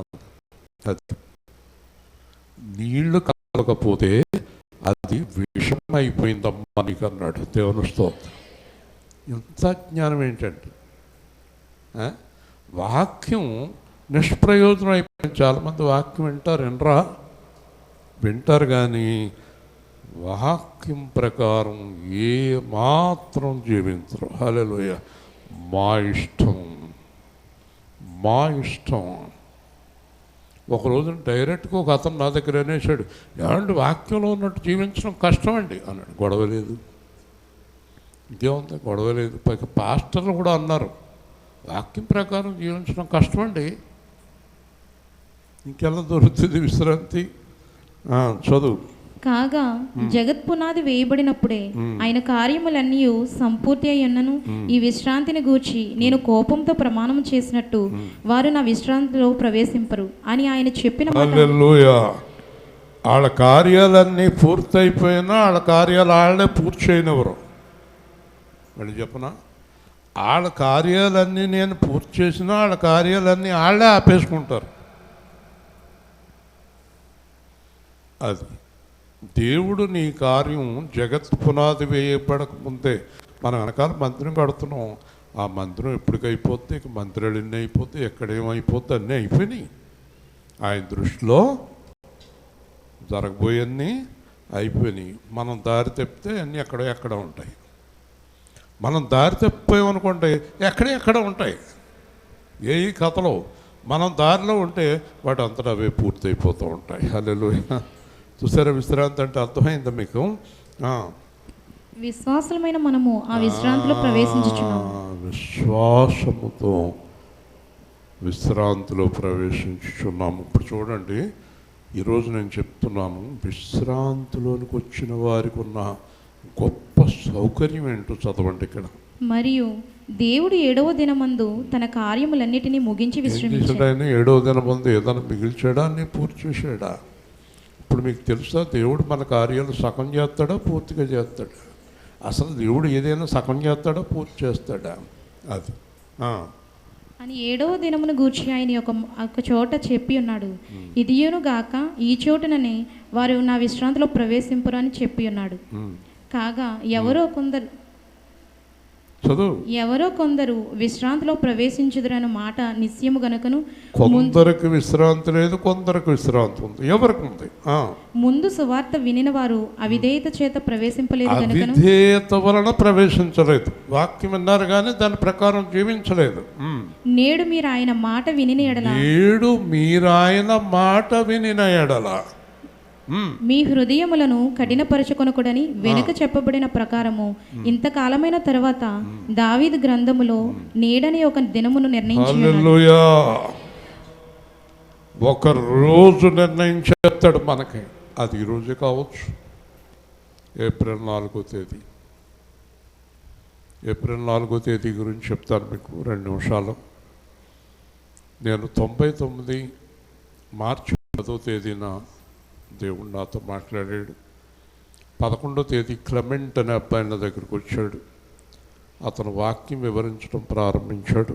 అప్పటి వరకు బైబిల్ చదివాను కానీ ఇవి నాకు తెలియదు. జాగ్రత్తగా వినండి. గుడ్ ఫ్రైడే ఏప్రిల్ 2వ తారీఖు చర్చికి వెళ్దాం రండి అన్నాడు. నా మొట్టమొదటి గుడ్ ఫ్రైడే ఏప్రిల్ 2, 99. నిన్నటి దినాన్న 28వ గుడ్ ఫ్రైడే. దేవుని స్తోత్రం. ఈ 2వ తేదీన మేము చర్చికి వెళ్ళాం, ప్రార్థనలో పాల్గొన్నాం. 2వ తారీఖు సాయంత్రం యేసు సేవా కేంద్రం గురించి రాసుకున్నాను. 2 సాయంత్రమే. 3వ తేదీ చర్చికి అని చెప్పి వెళ్ళి కూర్చున్నాం. 4వ తేదీ పొద్దున్నే వెళ్ళిపోయాం. ఈస్టర్ 4వ తేదీ పొద్దున్న మేము చర్చికి వెళ్ళేటప్పటికి 8:30కి వెళ్ళిపోయాం. ఎవ్వరూ రాలేదు. పాస్టర్ గారు వాళ్ళందరూ 10:30కి వస్తారండి అన్నారు. మేము ఆ బెంచ్ మీద కూర్చుని ప్రార్థన చేస్తున్నాను. ప్రార్థన చేస్తుంటే దేవుడు నాతో మాట్లాడుతున్నాడు. ఈనాడు నుంచి పిచ్చి పిచ్చి పాటలు, పిచ్చి పిచ్చి పనులు, సినిమాలు, అది ఇది అంట తిరిగావు. ఈనాళ్ళకి నా మందిరానికి వచ్చావు, నా దగ్గరికి వచ్చావు, నా మీద పాట రాయటం ప్రారంభించు అన్నాడు. నాకేమీ రాదు ప్రభు అన్నాడు. నువ్వు రాయటం మొదలుపెట్టు అన్నాడు. వెంటనే ఆ తెల్ల కాగితం అక్కడ కాగితం అడిగి చర్చిలో ఒక టావు తీసుకుని ఆ టావు ఇప్పటికీ నా దగ్గర భద్రపరిచాను. ఆ టావు మీద మొదటి పాట రాయటం మొదలెట్టాను. నేను రాసిన మొదటి పాట మారు మనసు పొందుమా. దేవుని స్తోత్రం. తర్వాత 8,000 పాటలు రాశాను. 8,000 పాటలు. అర్థమైందా? కాబట్టి ఈ 4వ తారీఖుకి 27 సంవత్సరాలు అయింది. మారు మనసు పొందుమా అని రాయించాడు. చూడండి, పాడదామా? పాడదాం. మారు మనసు పొందుమా, పూర్ణ జ్ఞానము పొందుమా, ప్రభువును తెలియా కోరుమా, ప్రభువును తెలియా కోరుమా,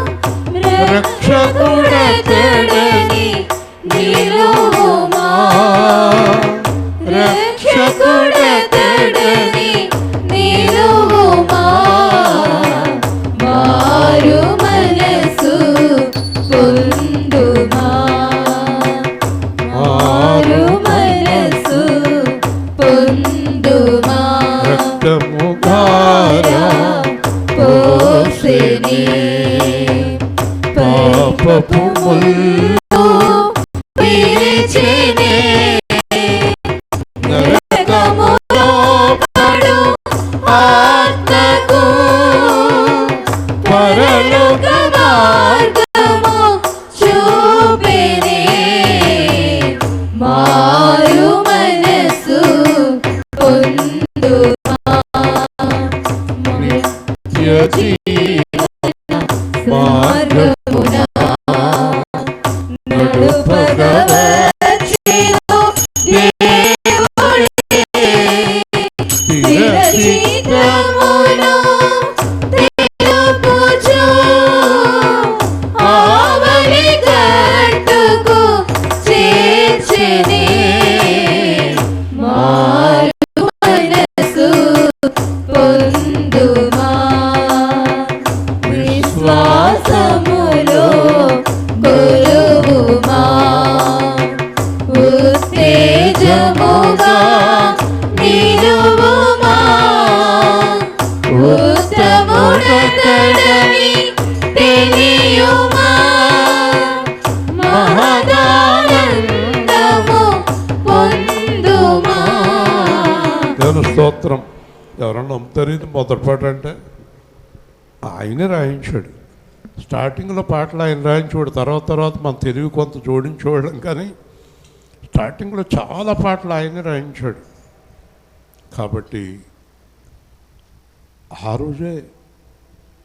రోజే నాకు విశ్రాంతి ఇచ్చేసాడు. హల్లెలూయా. విశ్రాంతి గురించి మాట్లాడుతున్నాను నేను. చూసారా? కాగా ఎవరో విశ్రాంతి నీడని ఒక దినం అంటే ఏప్రిల్ 4.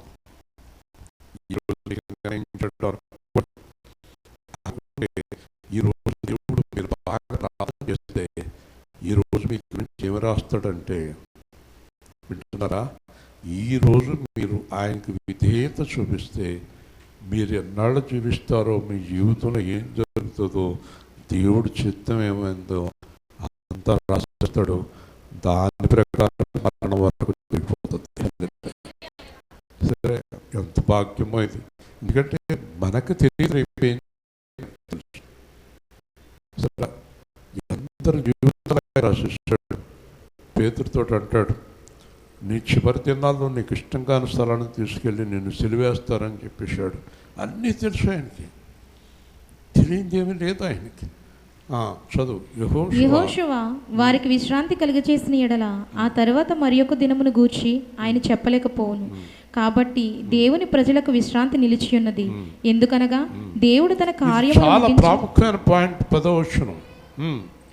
దేవుడు తన కార్యములను ముగించి విశ్రమించిన ప్రకారము ఆయన యొక్క విశ్రాంతిలో ప్రవేశించిన వాడు కూడా తన కార్యములు ముగించి విశ్రమించును. హల్లెలూయా. దేవుడు తన కార్యం ఎలా ముగించాడో ఆయన యందు విశ్వాసం ఉంచిన వాడి కార్యాలు కూడా అయిపోయినాయి.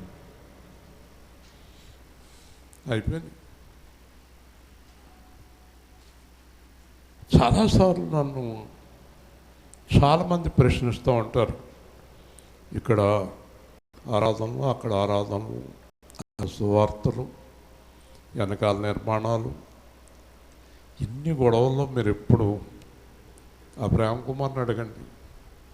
అతను నా కూడా 2010 నుంచి తిరుగుతున్నాడు. నా కూడా 2005లో వచ్చాడు, అంటే 16 సంవత్సరాలు. ఎప్పుడైనా ఇస్రాయేల్కి టెన్షన్ పడ్డారా అని అడగండి ఆయన్ని. అమ్మా నువ్వైనా టెన్షన్గా ఉన్నావు కానీ నేను లేదు కదా. భయం కూడా చాలా ఏంటో ఏమైపోయింది అనుకుంటాను కదా. చెప్పండి, కారణం ఏంటి చెప్పండి. పాస్టర్ని కూడా అడిగారు నన్ను చాలామంది. మొన్న పాస్టర్ గారు ఇక్కడికి వచ్చి చర్చ్ ఉన్నట్టు నాకు చెప్పలేదు మీరు అంటున్నాడు. చెప్పి చూసావు కదా, ఇప్పుడు ఏం చెప్పాలా ఏంటి, ఆత్మానం వచ్చి నీకు చెప్పండి. దానికి కారణం ఏంటి తెలుసండి, నువ్వు ఎప్పుడైతే యేసు ప్రభులో ప్రవేశించో అప్పుడే నీ కార్యాలన్నీ పూర్తయిపోయినాయి. హల్లెలూయా. కార్యాలు పూర్తయ్యాక కలవరం ఉంటుంది పిల్ల, చెప్పు.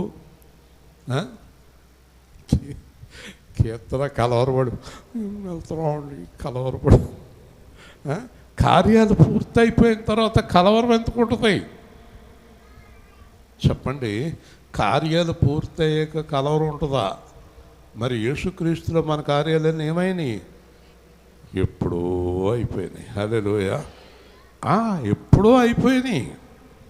నేను ఏ రోజు ఏది జరుగుతుంది, ఏది జరుగుతుంది రాసేసాడు. ఆయన రాసినట్టే.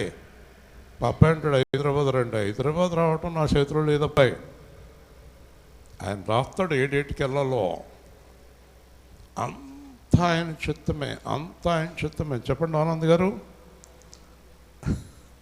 అంతా ఆయన చిత్తమే.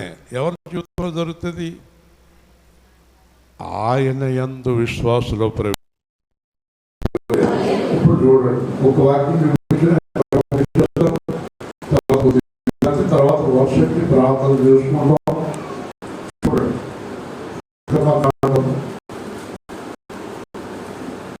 నిర్గమకాండము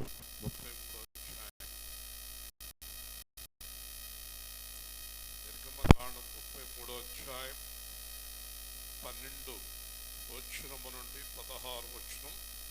దాంతో మనం ఈరోజు వాక్యాన్ని ముగించుకుందాం. మోషే యెహోవాకి ఇట్లనెను, చూడుము, ఈ ప్రజలను తోడుకుని పొమ్మని నీవు నాతో చెప్పుచున్నావు గాని నాతో ఎవరిని పంపెదవో అది నాకు తెలుపలేదు. నేను నీ పేరును బట్టి నిన్ను ఎరిగి ఉన్నాననియు నా కటాక్షము నీకు కలిగినదనియు చెప్పితివి కదా. కాబట్టి నీ కటాక్షము నా ఎడల కలిగిన ఎడల నీ కటాక్షము నా ఎడల కలిగినట్లుగా దయచేసి నీ మార్గమును నాకు తెలుపుము. అప్పుడు నేను నిన్ను తెలుసుకుందును. చిత్తగించుము, ఈ జనము నీ ప్రజలే కదా అని. అందుకైన నా సన్నిధి నీకు తోడుగా వచ్చును, నేను నీకు విశ్రాంతి కలుగచేసేదను అనగా, మోషే నీ సన్నిధి రాని ఎడల ఇక్కడ నుండి మమ్మను తోడుకుని పోకుము. నా ఎడలను నీ ప్రజల ఎడలను నీకు మాతో వచ్చుట వల్లనే కదా. అట్లు మేము అనగా నేనును నీ ప్రజలను భూమి మీదనున్న సమస్త ప్రజల్లో నుండి ప్రత్యేకింపబడదుమని ఆయన. ఈ వాక్యం క్లీన్గా మీకు ఎక్స్ప్లెయిన్ చేసి ముగిస్తాను. నా సన్నిధి నీకు తోడుగా వచ్చును, నేను నీకు విశ్రాంతి ఇస్తాను.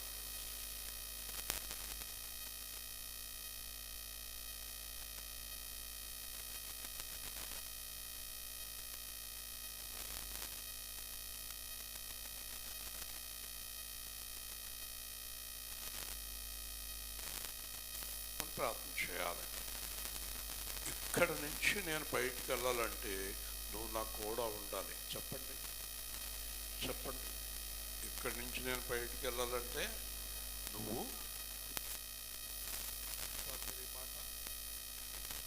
ఇప్పుడు దేవుడితో నువ్వు నా కూడా ఉండాలి అని దేవుడితో చెప్పాలంటే నువ్వు ఎంత పరిశుద్ధురాలుగా, నువ్వు అంత ధైర్యం ఉంటేనే చెప్పాలి. దేవుడికి వ్యతిరేకమైన కార్యం చెయ్యను అంటే కనుక దేవుడితో ఉంటాడు. చెప్పండి, మోషే దేవుడికి వ్యతిరేకమైన కార్యం చేస్తాడా? చేస్తాడా? పౌరు చేస్తాడా? అసలు దేవుడు ఆడుతూ దాన్ని వెళ్తాడు ఉంటాడు. ఈరోజు విశ్రాంతి ప్రార్థన సందర్భంగా నువ్వు ఎక్కడికి వెళ్ళినా ఈ రోజు నుంచి నువ్వు నా కూడా ఉంటే తీరాలి అని దేవుడిని అడిగిపోతూ ముందు ఈ మార్గంలో నడుస్తానని మీరు దేవుడికి మాట ఇవ్వాలి. హల్లెలూయా. మీరు దేవుడు మార్గంలో నడుస్తాను అన్నప్పుడు నీ కూడా దేవుడు ఉంటాడు, నీ కూడా దేవుడు ఉంటాడు. ఇక్కడ మోషే చాలా కష్టపడిపోయాడు, చాలా బాధపడిపోయాడు. బాధపడిపోయిన తర్వాత నేను ఇంకా నా వల్ల కాదు, 12వ వచనంలో అంటున్నాడు, నా వల్ల కాదు, 20 లక్షల మందితో నేను ఏగలను, నన్ను ఏడిపించేస్తున్నారు, నా వల్ల కాదు, నన్ను ఏడిపించేస్తున్నారు. యవనముతో నాకు కూడా నేనైతే వెళ్ళలేను, ఇంకా నీరసం వచ్చేసింది నాకు, బాధ వచ్చేసింది నాకు, వీళ్ళు అసలు అయ్యి బాబోయ్ ఒక్క మాట కూడా వినరు అని అంటున్నాడు. మరి పైగా నా కటాక్షం నీ మీద కలిగిందని చెప్తున్నావు కదా, నా మీద నీ కటాక్షం కలిగితే నీ మార్గమును నాకు చూపుము. హల్లెలూయా. అందుకే యేసు ప్రభు చెప్పాడు, నేనే మార్గము సత్యము జీవము, నా ద్వారా తప్ప ఎవరు తండ్రి దగ్గరికి రాలేరు. దానికి అర్థం తెలుసా మీకు? నా ద్వారా తప్ప ఎవరు తండ్రి దగ్గరికి రాలేరు అంటే నన్ను వెంబడిస్తే తప్ప మీరు అక్కడికి రాలేరు. హల్లెలూయా. యేసుని వెంబడించే వారికి ఏం దొరికిందండి? విశ్రాంతి. యేసుని వెంబడించే వారికి ఏం దొరికింది? విశ్రాంతి. ఏ ఉద్యోగం చేయాలో, ఏ పని చేయాలో అన్నీ ఆయనే చూసుకుంటాడండి. యెహోవా ఈరే. అసలు మనం ఏమీ ఇబ్బంది పడక్కర్లేదండి. ఏం చదువుకోవాలో, శాలేం ఏం చేస్తున్నావు? ఏం చేస్తున్నావు? మీ నాన్న పక్కన ఉండగానే ఎదురుగుండా ఎంత పెద్ద సేవకుడు నుంచుని ఉండగా దగ్గరికి వస్తే ఏం జరుగుతుంది? చేతిలో ఉన్నది పాత్రలు కొట్టేస్తాను. దేవుని స్తోత్రం గట్టిగా చెప్పాలి. చూసి ఎలా చూపించాడు దేవుడు నాకు. చాలా జాగ్రత్తగా ఉండాలి. దేవుని విశ్రాంతి ఇదంతా సులువైంది కాదు. ఒకటి దొరకదు, తాగిపోతులు దొరకదు, కఠినమైన హృదయం ఉన్నవాళ్ళకి దొరకదు, తప్పుడు పనులు చేసేవాళ్ళు దొరకదు, ధనాపేక్ష కలిగిన వాళ్ళు దొరకదు, వాళ్ళ నమ్ముకున్న వాళ్ళకి దొరకదు, వాళ్ళ సొంత మార్గంలో నడుచుకునే వారికి ఆయన విశ్రాంతి దొరకదు. నన్ను వెంబడిస్తేనే దొరుకుతుంది. చెప్పండి, నన్ను వెంబడిస్తేనే నా విశ్రాంతి దొరుకుతుంది. నా కాడి మీ మీద ఎత్తుకుంటేనే మీకు నా విశ్రాంతి దొరుకుతుంది. నా కాడి సులువు, నా భారము తేలిక. దేవుని స్తోత్రం. మీకు ఒక అద్భుతమైన విషయం చెప్పి ముగిస్తాను. ఈ జనము నీ ప్రజలే కదా. ఎంత జాలేసేసిందంటే దేవుడికి మోషే మీద, మనకి దేవుడి మీద ఏమేయాలి? జాలి వేయాలి. చిన్న సంఘటన చెప్తాను మీకు. దేవుడికి జాలేస్తే ఏం జరుగుతుందో చెప్తాను. మేము ఒక ప్లాంటేషన్ కంపెనీ పెట్టాం, నేను ఎండీగా. అది రిజిస్ట్రేషన్ చేసాం. తర్వాత గొడవలు వచ్చినాయి, ఎక్కడ పోయినాయి. నాకు కంపెనీ యాక్ట్ వాళ్ళు నోటీస్ ఇచ్చారు, గవర్నమెంట్ నన్ను రమ్మని. చాలాసార్లు తిరిగినా ప్రాబ్లం సాల్వ్ అవ్వట్లేదు. 2011 ఆగస్టు 25 నాకు చాలా బాధ వచ్చేసింది. ఇదేంటి ప్రభు, ఏమీ లేదు, ఏమీ చేయలేదు, ఏంటి గోలంటి? అసలు అస్తమానం ఆ ఎయిర్పోర్ట్ నుంచి బెంగళూరులో కేజీఎఫ్లో తిరగటం ఏంటి? ఏదైనా చేత్తో అనుకోవచ్చు, ఏమీ చేయిందని కూడా ఇంత గోలేంటి అని 24 రాత్రి అంతా ప్రార్థన చేస్తే 25 పొద్దున్న ఏం చేశానంటే, నేను ఇంచుమించు 2.5 గంటలు మా అబ్బాయి ఏమో ఆఫీస్కి వెళ్ళిపోతా ఆటో ఎక్కేసి వెళ్ళిపోండి అన్నాడు. అలాగే అన్నాను, కానీ లోపల చాలా కోపంగా ఉన్నాను దేవుడి మీద. 7:30కి నడక మొదలెట్టాను, మంచినీళ్ళు కూడా తాగకుండా. 7:30కి నడక మొదలెట్టి బెంగళూరులో ఆ కోర్టు దగ్గరికి వచ్చేటప్పటికి 10:30 అయింది. 3 గంటలు నడుస్తూ వచ్చాను.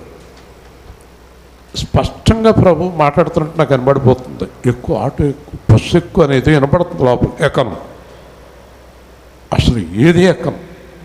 నేను నా జీవితకాలం ఎలా నడుస్తాను అంటున్నాను. ఓహో, చాలా కోపంగా ఉన్నాడు అబ్బాయి అనుకున్నాడు దేవుడు. అసలు ఏంటి బాధ ఏంటి, నాకు ఎన్ని సంవత్సరాలు అని అనుకుంటా నడుస్తూ వెళ్ళి కోర్టు దగ్గరికి వెళ్ళాను. అది 3వ అంతస్తు. 3వ అంతస్తు దగ్గరికి వెళ్ళి అలా చతికిలు పడి కూర్చున్నాను. బాగా నీరసంగా ఉంది. ఈ లోపల బెంచ్కి వెళ్ళాను కూర్చున్న దగ్గరికి. ఏం సార్ ఏంటి ఇలా ఉన్నారేంటి అన్నాడు. ఆయన కొంచెం నీరసంగా ఉంది. అయితే ఈరోజు మీరు మాట్లాడకండి, నేను మాట్లాడుతాను అన్నాడు. అదే, నువ్వు మాట్లాడితే జడ్జి ఊరుకుంటాడా? మీరు మాట్లాడకండి, అని జరిగిపోతుంది పైనుంచి కార్యం, దేవుని స్తోత్రం, మీరు మాట్లాడకండి, అలా కూర్చోండి అన్నాడు. మరి జడ్జి గారు వచ్చినప్పుడు లేవాలి, అసలు లేవద్దు, మీరు కూర్చొని ఉండండి అన్నాడు. అయ్యో, ఇదేంటి ఏదో తేడాగా ఉంది అనుకున్నాను. ఈ లోపల జడ్జి గారు వచ్చారు, అందరూ లేచి నుంచున్నా, నేను అలా కూర్చొని ఉన్నాం. అంకలా చూసాడు ఆయన. ఈడేమో అన్నాడు, లేకొద్దు అన్నాడు. కూర్చున్నాను. తర్వాత కేకేశాడు, పేరు మూర్తి గారు అని కేకేశారు. అప్పుడు బెంచ్ క్లర్క్కి వెళ్ళి జడ్జి గారి దగ్గర, ఆయనకి అసలు ఏమో ఆరోగ్యం బాగోలేదండి, మనిషి చూడండి ఎలా ఉన్నాడో, సంవత్సరాల తరబడి. ఏముందంటే దాంట్లో ఏమీ లేదు కదా, కంపెనీయే లేదు కదా, ఆయనకి అసలు ఆరోగ్యం బాగోలేదు అన్నాడు. జడ్జి గారు ఏంటి ఇలాగలా రాసేసాడు. ఏమో మునిగిపోయింది ఏంటో అనుకున్నా. తర్వాత జడ్జి గారు వెళ్ళిపోయి పట్టుకు చూపించాడు. ఇంకా మీ జీవితంలో కోర్టుకు రావక్కర్లేదని రాసేసాడు. అయిపోయింది. విశ్రాంతి ఒక్క క్షణంలో ఇచ్చేసాడు. దేవుడికి మన మీద ఏం కలగాలి? జాలి కలగాలి. దేవుని స్తోత్రం. ఏం కలగాలి? జాలి. పిల్లవాడు అన్నం తిన్నంటే మనకే ఆ గుండెలో ఉండవు. రమ్మాదేవి వాళ్ళ అమ్మాయి ఫోన్ చేసి, అమ్మ పిల్ల ఇడ్చేస్తుంది నీకోసం అంటే రాత్రికి ఎక్కేత్త బస్సు. మొన్న అలాగే వెళ్ళిపోయింది. వారం రోజుల్లో వస్తాను, 3 వారాలకు వచ్చింది మనవరాలను వదలలేక. దేవుడికి ఎంత ప్రేమ ఉంటుంది. కాబట్టి దేవుడి కార్యాలు జరగాలంటే మన మీద జాలి కలగాలి ఆయనకి. హల్లెలూయా. అందుకే ఉపవాసాలు చేస్తాం. నువ్వు చేస్తున్నావు ఉపవాసం, చేయెత్తేస్తున్నావు. నీ కూతురు అన్నిటికీ ముందుంటుంది. ఏం కలగాలి? జాలి కలగాలి. దేవుడికి జాలి కలగాలంటే మనము యేసయ్యలాగా మోషేలాగా ఉంటే జాలి కలుగుతుంది. హల్లెలూయా. ఇప్పుడు చూడండి, మోషే మీద జాలి కలిగింది చూడండి. మోషే మీద జాలి కలిగి ఏమంటున్నాడు చూడండి, 14వ వచనం, నా సన్నిధి నీకు తోడుగా వచ్చును, నేను నీకు విశ్రాంతినిచ్చేస్తున్నాను అన్నాడు. హల్లెలూయా. దేవుడికి జాలి వేసేసింది. 20 లక్షల మందితో ఏగో ఇంకేకొద్దు నేను ఉంటాను, నేను ఉంటాను చెప్పాలి అందరూ. ఏమంటున్నాడు? నువ్వు ఏగొద్దు, నేనుంటాను. హల్లెలూయా. ఎవరు ఉంటారట? మోషే కూడా.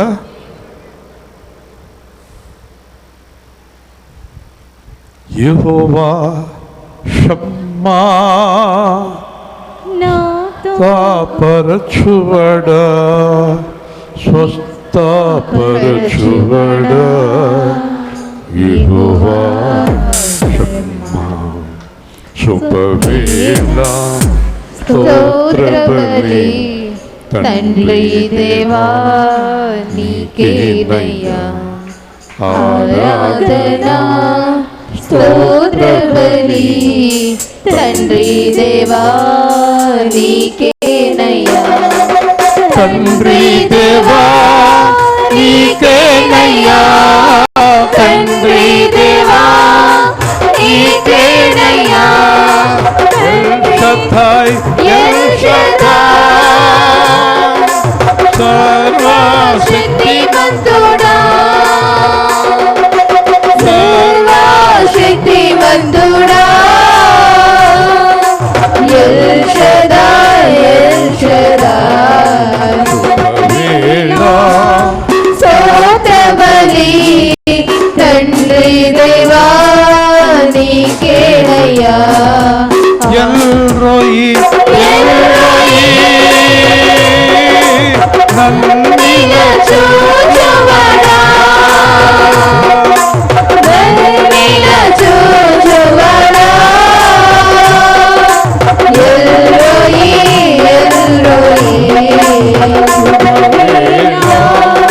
స్తోత్ర బలి తండ్రి దేవా నీకేనయ్యా యెహోవా షమ్మా మాతో ఉన్నవాడా మాతో ఉన్నవాడా యెహోవా షమ్మా శుభవేళ స్తోత్ర బలి తండ్రి దేవా నీకేనయ్యా యెహోవా శాలే శాంతి నొసగువడా శాంతి నొసగువడా యెహోవా శాలే శుభవేళ స్తోత్ర బలి తండ్రి దేవా నీకేనయ్యా యెహోవా రాఫా పరచువడా పరచువడా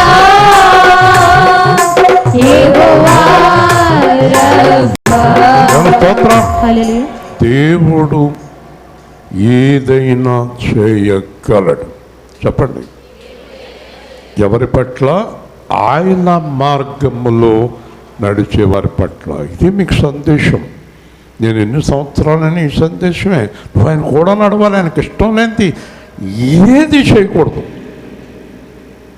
ఈరోజు ఆయనకి ఇష్టం లేని చూపు మాట కూడా నీ దగ్గర ఉండకూడదు. దేవుని స్తోత్రం. అలాంటి వారి బాధ్యత పూర్తిగా తీసుకుంటాడు ఆయన. మొత్తం మన బాధ్యత అంతా తీసుకుంటాడు. మన పిల్లలు పిల్లలు పిల్లలు పిల్లలు అన్ని బాధ్యతలు ఆయన తీసుకుంటాడు. వివాహాలు ఆయనే చేస్తాడు, పిల్లలను ఆయనే ఇస్తాడు, ఉద్యోగాలు ఆయనే ఇస్తాడు, ఆరోగ్యం ఆయనే ఇస్తాడు, అన్నీ ఆయనే చేస్తాడు. ఇది నిజం, సత్యం. కాబట్టి నేను నీ కూడా వస్తానయ్యా అంటే దొరికేసింది మోషేకి ఛాన్స్. మనకు వాళ్ళు దొరకాలి కదా. దేవుడు పల్లె మాట్లాడుతున్నాడని పట్టేశాడు. పట్టేసి కొంచెం గారాభంగా మాట్లాడుతున్నాడు. ఏమంటున్నాడు చూడండి. నువ్వు రాకపోతే మేము ఇక్కడి నుంచి వెళ్ళాం అంటున్నాడు. హల్లెలూయా. వచ్చేసి చనువు దొరికేసింది దేవుడి దగ్గర. నువ్వు రాకపోతే మేము ఇక్కడి నుంచి వెళ్ళాం. చెప్పండి అందరూ. ఆ మాట పట్టుకునే మీరు ప్రార్థన చేయాలి ఈరోజు. నువ్వు రాకపోతే మేము ఇక్కడి నుంచి వెళ్ళాం. చెప్పండి. ఎవరితో చెప్పాలి మీరు? దేవుడితో. నువ్వు మాతో ఉండాలి. మరి దేవుడు ఒక ప్రశ్న వేస్తాడు మిమ్మల్ని. మోషేలాగుంటారా? చేయొద్దండి. మోషేలాగుంటే వస్తాం చెప్పాలి. మోషేలాగుంటానన్న వారు చేయొద్దండి. మోషేలాగుంటే వస్తాం. మోషే అంటే ఈయన కాదండి. ఈయన కూడా పర్లేదండి, కొద్దిగా మంచోడే. మోషేలాగుండాలి. మోషేలాగుంటే వస్తాను, పౌల్లాగుంటే వస్తాను, యేసులాగుంటే వస్తాను. ఇది నిజం. ఈరోజు మీరు ఈ నిర్ణయానికి వచ్చేసారనుకోండి, ఈరోజే మీకు విశ్రాంతి. మీ పనులన్నీ అయిపోయినాయి అంతే. హల్లెలూయా. మరణం వరకు మీ పనులు, మీ పిల్లల పిల్లల పిల్లల పిల్లల పనులన్నీ అయిపోయినాయి అంతే, అయిపోయినాయి. ఎస్. ఒకరోజు మా అబ్బాయి ఉద్యోగం నుంచి బయటకు వచ్చాడు. వచ్చిన తర్వాత గుజరాత్ వెళ్దామా మద్రాసు వెళ్దామా అని ఆలోచిస్తున్నాడు. నేను బాగా ప్రార్థన చేసి 2 రోజులు ఫోన్ చేసి చెప్పాను, ఎక్కడికి వెళ్ళక్కలేదు, అక్కడే అంతకన్నా మంచి ఉద్యోగం ఎక్కువ జీతంతో నీకు ఇస్తున్నాడు. దేవుని స్తోత్రం. వచ్చేసింది 6 రోజుల్లో అక్కడే. అర్థమైందా మీకు? తర్వాత మొన్న మేము జనవరిలో వెళ్ళాం, 13వ తారీఖున. మేము వెళ్ళేటప్పుడు సైనిక మీద నుంచి తీసుకెళ్తున్నాడు మమ్మల్ని ఇంటికి. నేను ప్రార్థన చేసి చెప్పాను, మీరున్న ఇల్లు మీరున్న ఏరియా బాగా సైనికపురికి వచ్చాయండి. మా అబ్బాయి అన్నాడు 2027లో వస్తాం అన్నాడు. సంవత్సరం తర్వాత. కాదు ఇప్పుడే అన్నాను. ఇప్పుడా? మరి స్కూలు అన్నీ కుదిరిపోతే ఎంత వచ్చేయాలంతే అన్నాను. అంతే. ఇల్లు చూసేసుకున్నారు, ఇల్లు కుదిరిపోయింది, స్కూల్ కుదిరిపోయింది, అన్నీ కుదిరిపోయినాయి. మొన్న మార్చి నెలలోనే వచ్చేసారు సైనికపురి. హల్లెలూయా. ఇప్పుడు సైనికపురి నుంచి ఉద్యోగానికి చాలా దూరం వెళ్తున్నాడు. నేను మా అమ్మాయి అంటుంది, అన్నయ్య చాలా కష్టపడుతున్నాడు, పొద్దున్న వెళ్తున్నాడు, సాయంత్రం గంటన్నర కారులో పడుతున్నాను చెప్పాడు నవ్వుతూ దేవుడు. అది కూడా మార్చేస్తాను అన్నాడు. హల్లెలూయా. ఏదైనా చేస్తాను. ప్రార్థన, విశ్వాసం, ప్రార్థన, విశ్వాసం, యథార్థత. మీరు అలా దేవుళ్ళు నడుస్తూ ఉండగా పాపంలో పడ్డారనుకోండి, మీ కార్యం అక్కడే ఆగిపోతుంది. దేవుని స్తోత్రం. ఇంకా మీరు ఊహించక్కర్లేదు దేవుడు కార్యం చేస్తాడని. ఎందుకంటే ఆయన అసలు అలా చేయడు కార్యం. యేసు ప్రభు తన స్వభావానికి విరుద్ధంగా ఏమీ చేయడు, ఎవరి కార్యము చేయడు. ఆయన ఆగిపోయిందంటే నీ కార్యం దేవుడు ఆపాడా, నువ్వు ఆపేసుకుంటున్నావా? నువ్వే నీ విశ్రాంతి నువ్వే చేతులారా పాడు చేసుకుంటున్నావు. కాబట్టి నువ్వు రాకపోతే మేము వెళ్ళాం అని నా ఎడల నీ ప్రజల ఎడల కటాక్షం కలిగిన దేని వల్ల తెలియపడును, నువ్వు మాతో ఉండటం వల్లే కదా అప్పుడు మేము ప్రత్యేకించబడుతాము. నువ్వు మాతో లేకపోతే మమ్మల్ని అందరూ లోకు చేస్తారో, మమ్మల్ని అందరూ హేళన చేస్తారో. నువ్వు మాతో ఉంటే అందరికి తెలుస్తుంది 7 దేవుడు పిల్లలని. హల్లెలూయా. నేను ముగించే ముందు చెప్తున్నాను, ఈరోజు మోషే అంటున్నాడు, నువ్వు మాతో ఉంటేనే మేము దేవుడు పిల్లలం అని తెలుస్తుంది. ఈరోజు దేవుడు మీతో మాట్లాడుతున్నాడు, మీరు నా కుమారుడైన యేసుక్రీస్తులాగా ఉంటేనే నేను మీ తండ్రిని అని అందరికీ అర్థమవుతుంది. హల్లెలూయా. హల్లెలూయా. ఈరోజు మీరు నిర్ణయానికి రావాలి. ఈరోజే యేసులాగా జీవించాలి, మోషేలాగా జీవించాలి, పౌలులాగా జీవించాలి, దానియేలులాగా జీవించాలి. పాపం అనే మాట కూడా మీ హృదయంలో శబ్దం కూడా వినబడకూడదు. హల్లెలూయా. అప్పుడు మీకు నిజమైన విశ్రాంతి, గుండెలు తేలిగ్గా. చాలామంది నిద్రపడతలేదంటారు, నిద్ర పడుతుంది. ఆరోగ్యం బాగోలేదు, ఆరోగ్యం వచ్చేస్తుంది. ఉద్యోగాలు ఈరోజు నేను తర్వాత చేయబోయే ప్రార్థనలన్నీ అయ్యే. మీకు ఏం కావాలో ఆ ప్రార్థనలన్నీ నా చేత చేయింతాడు దేవుడు. ఈరోజు దానికి ముందే మాట్లాడుతున్నాడు. మీరు దేవుడి దగ్గర మాట ఇవ్వాలి. నేను మోషేలాగా, పౌలులాగా, యేసుక్రీస్తులాగా జీవిస్తాను, మీరు మాతో ఉండాలి. మొదలెట్టాలి ప్రార్థన. తొందరగా మీరు ప్రార్థన ప్రారంభించండి. మీ జీవితాలు మారిపోతున్నాయి ఈ రోజు నుంచే. మీ జీవితాల్లో మారుతుంది ఈ రోజు నుంచే మీ జీవితాలు మారిపోతున్నాయి. చెప్పండి, దేవుడి దగ్గర వాగ్దానం చేయండి. నేను మోషేలాగా ఉంటాను, నేను పౌలులాగా ఉంటాను, నేను దానియేలులాగా ఉంటాను, నేను యేసులాగా ఉంటాను. మొదలు పెట్టండి. మొదలు పెట్టండి ప్రార్థన.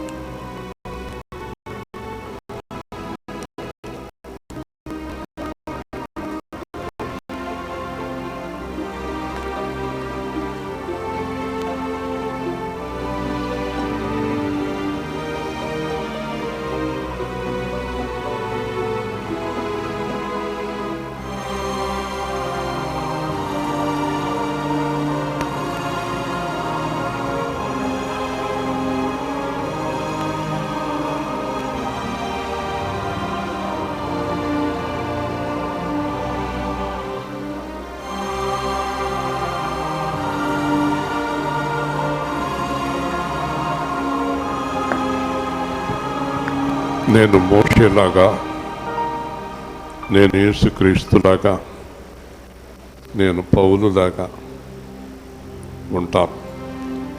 మీరు నిన్నటి వరకు మాకు కూడా లేరని కాదు, ఉన్నారు. ఇక నుంచి ఇంకా ఎక్కువగా మాతో ఉండాలి. మీరు మాతో ఉంటేనే మేము ఇక్కడి నుంచి కదులుతాం. మీరు మాతో ఉన్నారని ఎలా తెలుస్తుంది? మీరు మాతో ఉంటేనే కదా అందరికీ అర్థమవుతుంది వారి దేవుడు వారితో ఉన్నాడని. అలాగే మేము మీతో, మీరు మాతో. మాకు హృదయాలకు విశ్రాంతి పండి. ఈరోజు వరకు చాలామంది హృదయాలకు విశ్రాంతి లేదు. కలవరం కలవరం కలవరం కలవరం కలవరం కలవరం కలవరం. ఆ కలవరం ఈ రోజుతో వెళ్ళిపోవాలి. ఆ కలవరం ఈ రోజుతో తొలగిపోవాలి. తండ్రి, నీ విశ్రాంతి ప్రవేశం మాకు కావాలి. నీ విశ్రాంతిలోనికి మా కుటుంబం అంతా ప్రవేశించాలి, మా సంఘం అంతా ప్రవేశించాలి.